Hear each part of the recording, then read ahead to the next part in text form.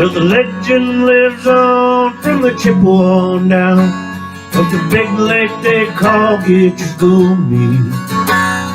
The big lake, it said, never gives up her dead when the skies in November turn gloomy. She was filled with iron ore, 26,000 tons more than the Edmund Fitsgerald weighed empty. The big ship and true was a bone to be chewed when the gales of November come early. Well, she was the pride of the American side, back from some mill in Wisconsin. As the big freighters go, she was bigger than most, with a crew and a captain well seasoned,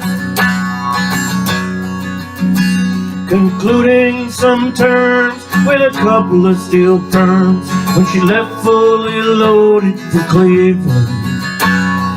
Later that night when the ship's bell rang, would have been a north wind they'd been feeling. Well, the wind in the wires made a tattletale sound as the wave broke over the railing. And every man knew, as the captain did too, 'twas the witch of November come stealing.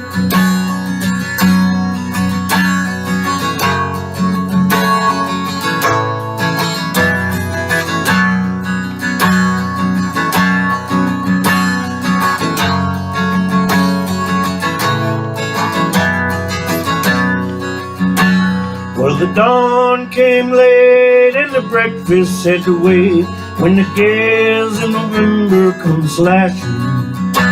When afternoon came was a freezing rain in the face of a hurricane west wind. When supper time came, the old cook came on deck. He said, "Boys, it's too rough to feed you." At 7 p.m. the main hatchway came in. He said, "Fellas, it's been good to know you." And the captain wired in, he had water coming in, and the good ship and crew was in peril. And later that night, when her lights went out of sight, came the wreck of the Edmund Fitsgerald.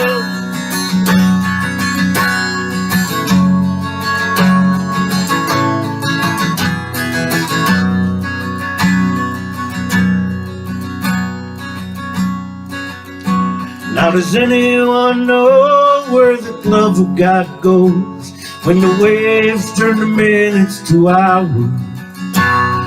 Researchers say they'd have made Whitefish Bay. They put 15 more miles behind her. Well, they might have split up, or they might have capsized. They might have broke deep and took water.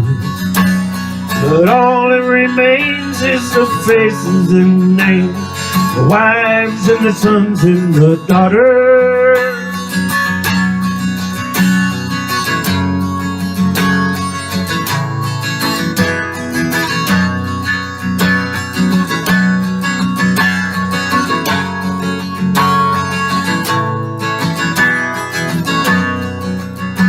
Well, Lake Huron rolls and Superior sings in the rooms of her ice water mansion.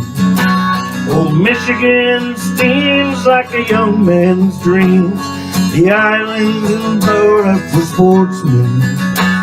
And further below Lake Ontario, she takes in what Superior can send her. The iron boats go, as the mariners all know, with the gales of November, remember.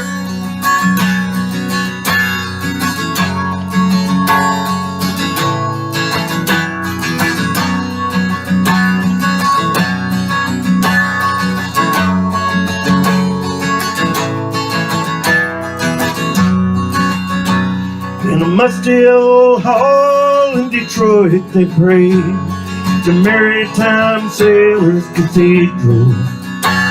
And And the church bell timed it 29 times for each man on the Edmund Fitsgerald. And the legend lives on from the Chippewa on down. The big lake they call Gitchagumi. Superior, it said, never gives up her dead when the skies in November turn gloomy.